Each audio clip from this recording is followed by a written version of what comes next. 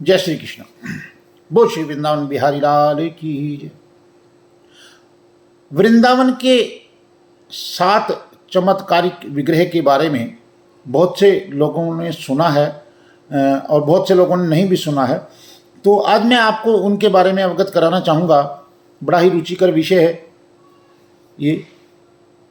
हमारे वृंदावन में 7 विग्रह प्रकट हुए थे, आज वो कहाँ कहाँ हैं इसके बारे में हम बात करते हैं। जहाँ वृंदावन में एक ऐसा स्थान है जहाँ श्री कृष्ण ने बाल लीलाएँ की, अनेक राक्षसों का वध किया। यहाँ श्री कृष्ण के विश्व प्रसिद्ध मंदिर भी हैं, तो इन्हीं के विषय में आज हम थोड़ी सी बात करेंगे। और 7 प्रतिमाओं में से 3 आज भी वृंदावन के मंदिरों में स्थापित हैं, वहीं 4 अन्य स्थानों पर प्रतिष्ठित हो चुकी हैं। वो कहाँ कहाँ पर हैं इसी विषय पर हम आज आपको बताने का प्रयास करेंगे।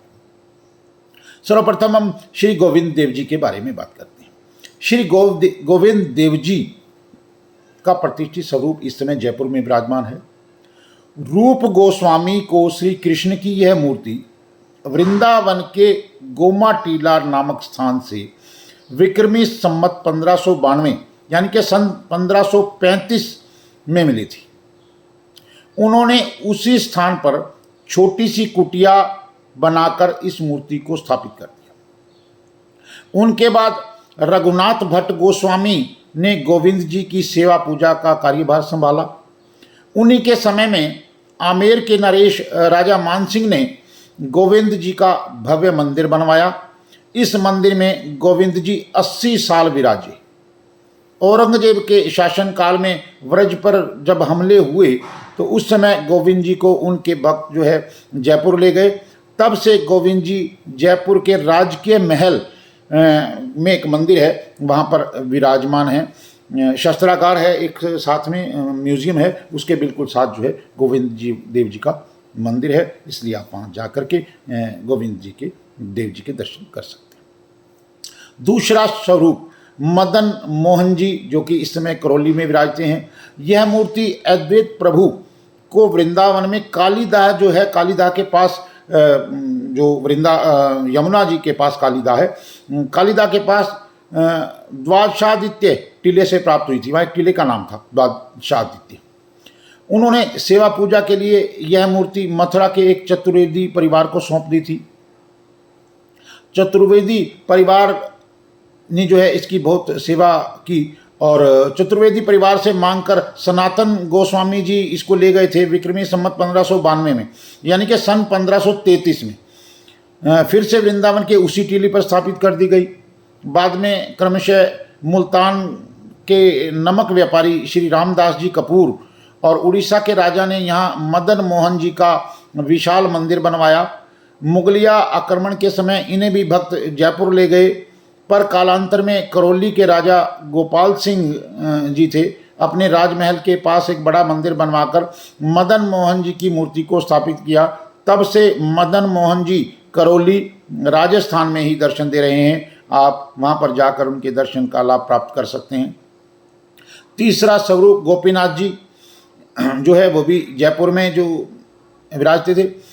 श्री कृष्ण की यह मूर्ति संत परमानंद भट्ट को यमुना किनारे वंशीवट पर मिली और उन्होंने इस प्रतिमा को निधिवन के पास विराजमान कर मधु गोस्वामी को इनकी पूजा सेवा का कार्यभार सौंप दिया।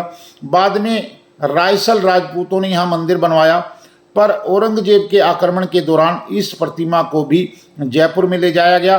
तब से गोपीनाथ जी वहाँ पुरानी बस्ती स्थित गोपीनाथ मंदिर में विराजमान हैं, ये बात याद रखें। और चौथा जो स्वरूप है जुगल किशोर जी का, पन्ना में विराजते हैं। भगवान श्री कृष्ण की यह मूर्ति हरिराम जी व्यास को विक्रमी संवत 1620 की माघ शुक्ल एकादशी को वृंदावन के किशोर वन नामक स्थान पर मिली थी।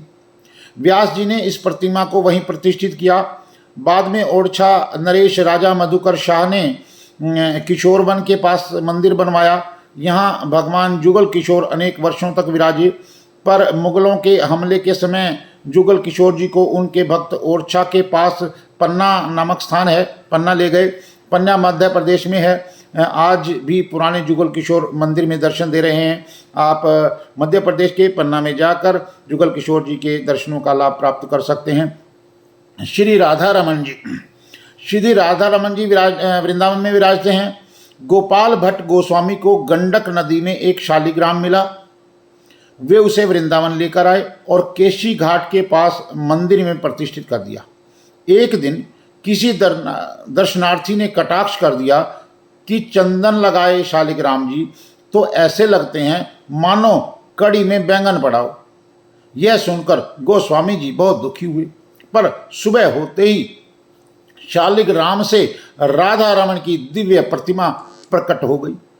यह दिन विक्रमी संवत 1599 यानी कि सन 1542 की वैशाख पूर्णिमा का दिन था। वर्तमान मंदिर में इनकी प्रतिष्ठापना जो है संवत 1884 में की गई। उल्लेखनीय है कि मुगलिया हमलों के बावजूद यही एक मात्र ऐसी प्रतिमा है जो वृंदावन से बाहर नहीं गई थी। इसे भक्तों ने वृंदावन में ही छुपा कर रखा। इनकी सबसे विशेष बात यह है कि जन्माष्टमी को जहां दुनिया के सभी कृष्ण मंदिरों में रात्रि 12 बजे उत्सव, पूजा अर्चना, आरती आदि होती है, वहीं राधा रमन जी का जन्म अभिषेक दोपहर 12 बजे होता है। मान्यता है ठाकुर जी सुकोमल होते हैं, उन्हें रात्रि में जगाना ठीक नहीं है। इस परंपरा के कारण वहाँ दोपहर को अभिषेक होता है। तो राधा रमन जी जो है निधिवन के पिछले हिस्से में वहाँ पर विराजते हैं। निधिवन के बैक साइड में मंदिर है, आप वहाँ जाकर श्री राधा रमन लाल जी के दर्शन कर सकते हैं। अब छठा जो स्वरूप है, राधा वल्लभ लाल जी वृंदावन में विराजते हैं, बांके बिहारी से बिल्कुल आगे। भगवान श्री कृष्ण की यह सुंदर प्रतिमा हित हरिवंश जी को दहेज में मिली थी। उनका विवाह देवबंद से वृंदावन आते समय चटथावल गांव में आत्मदेव ब्राह्मण की बेटी से हुआ था। पहले वृंदावन के सेवा कुंज में संवत 1591 और बाद में सुंदरलाल भटनागर, कुछ लोग रहीम जी को यह श्रेय देते हैं, द्वारा बनवाए गए लाल पत्थर वाले पुराने मंदिर में राधा वल्लभ जी प्रतिष्ठित हुए। मुगलिया हमले के समय भक्त इन्हें कामा राजस्थान ले गए। विक्रमी संवत 1842 में एक बार फिर भक्त इसी प्रतिमा को वृंदावन ले आए और यहाँ नव निर्मित जो मंदिर है उसमें प्रतिष्ठित किया। तब से राधा वल्लभ लाल जी की प्रतिमा यहाँ विराजमान है। राधा वल्लभ लाल जी पे एक विशेष वीडियो मैं फिर से बनाऊंगा, क्योंकि ये कहानी इतनी छोटी नहीं है, ये कहानी काफ़ी बड़ी है। फिर कभी आपको इससे परिचय कराया जाएगा। सप्तम स्वरूप जो है बांके बिहारी जी वृंदावन में विराजते हैं। मार्ग शीर्ष मास के शुक्ल पक्ष की पंचमी को स्वामी हरिदास जी की आराधना को साकार रूप देने के लिए बांके बिहारी जी की प्रतिमा निधिवन में प्रकट हुई। स्वामी जी ने इस प्रतिमा को वहीं प्रतिष्ठित कर दिया। मुगलों के आक्रमण के समय भक्त इन्हें भरतपुर ले गए। वृंदावन के भरतपुर वाला बगीचा नाम के स्थान पर विक्रमी संवत 1921 में यह मंदिर निर्माण होने पर बांके बिहारी एक बार फिर वृंदावन में आकर प्रतिष्ठित हुए। तब से यहीं भक्तों को दर्शन दे रहे हैं। बिहारी जी की प्रमुख विशेषता यह है कि यहाँ साल में केवल एक दिन जन्माष्टमी के भोर में मंगला आरती होती है, जबकि वैष्णवी मंदिरों में यह नित्य सुबह मंगला आरती होने की परंपरा है। तो ये सातों स्वरूप जो है कभी वृंदावन से प्रकट हुए। जो है राधा वल्लभ जी वृंदावन में प्रकट नहीं हुए थे, ये दहेज में मिले थे। ये बाहर से एकमात्र स्वरूप है जो बाहर से यहाँ आया था, देवबंद के पास चटथावल गांव से जो है। इस प्रकार जो है सप्तम हमारे चमत्कारिक बिहारी जी के स्वरूप हैं, साकार स्वरूप हैं। आप सभी को इनका दर्शन करना चाहिए। जय श्री कृष्ण, जय श्री राधे।